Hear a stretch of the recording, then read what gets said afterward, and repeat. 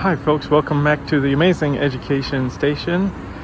The boring video but amazing audio station. Yeah, it's always going to be, oh my gosh, it's so boring to watch but so wonderful to listen to, because although I'm not a financial advisor, so legally I can't say this is financial advice, you're going to get some amazing financial education. Also, if you watch my other videos, you'll notice that if people just followed my advice, we'd have a more peaceful, maybe peace on earth kind of planet, healthy planet.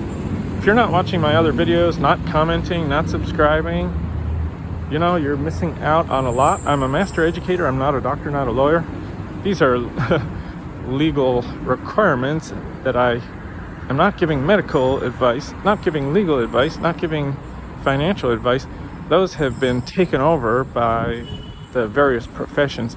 And it's true, if you want the best opinions, you want expert opinions. So that's another clue for you. As I said, I'm a master educator, usually have an IQ over 120. If you don't know what that means, it means I was good enough at a test.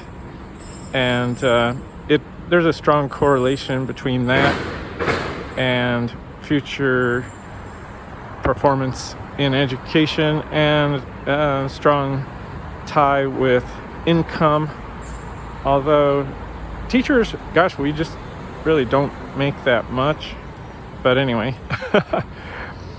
I recommend going into finance, going into law or something else if you really want to make money, start a business.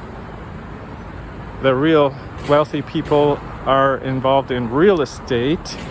That's the number one millionaire maker, is real estate, to have a net worth over $1 million. And top incomes go to business people, but they also spend a lot of money as a business person. It might be fun. They're busy. It's better than being bored. But this video is about real estate again. So this is how to avoid problem tenants right at the beginning, in the application or the advertising or first communication stages. How to avoid phishing tenants. So what exactly is a phishing tenant? Well, somebody who they're looking for something particular because they might have difficulty finding a rental spot, because they might, not really be good tenants. They might be smokers, partiers, or, they did something. I know somebody, a smoker, who claims, and I believe it, he started his house on fire. He said he sort of burned the house down, and I don't know if he was exaggerating, but as a smoker who fell asleep, he let his cigarette fall maybe on the carpet, or anyway, so a lit cigarette fell when he fell asleep, and there was a fire, and of course he lost his place to live, couldn't live there anymore. And then in the future he's going to be looking for a place, and he might say something like, oh, I need a place right away, oh, I'm willing to pay ahead of time, and so on. He's fishing for something. And okay, you also have smokers who may do illegal substances, and they might say something like, oh, I looked at your place. Oh, I smell something funny. Is that pot smell? And why would they say that? Well, the truth is they want your reaction. So if you say something like, oh, I don't think so, oh, probably not, if your reaction is not very strong, then maybe they would think you don't really care that much. So if they were to live there and they were smoking something illegal, then it seems like you don't care. That's fine. It's sort of okay with you, and you're not going to do anything. And so they might be lying, is my point. They're just fishing for information, because they may be pot smokers. Now, I'm not saying they are, but they could be fishing for information. or they might want to find out about you.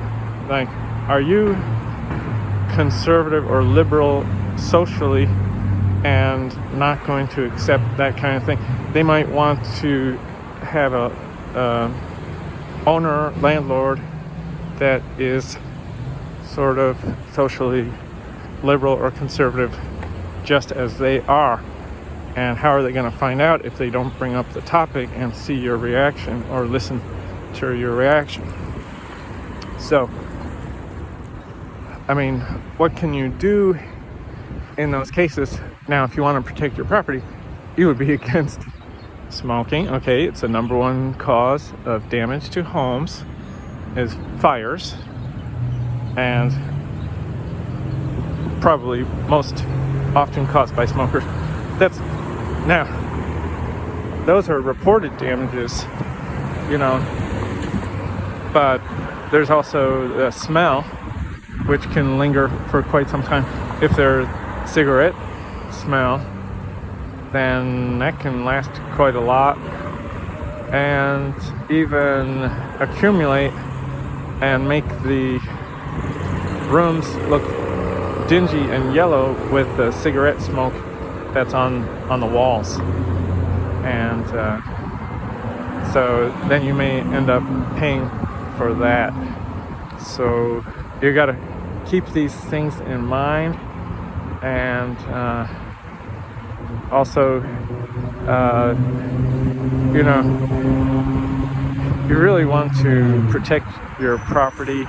And one thing that you can do is in the early stages on your application, you could ask them if they're willing to sign a lease that includes eviction for violation of the non-smoking policies and non-marijuana policies.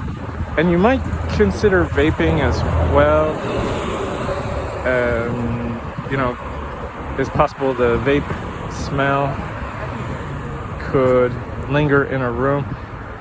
Now, this is not exactly new, but I would do some research. Always do your own research and double check these things and make sure that you're aligned with the local regulations. Okay, so something to consider. Good luck.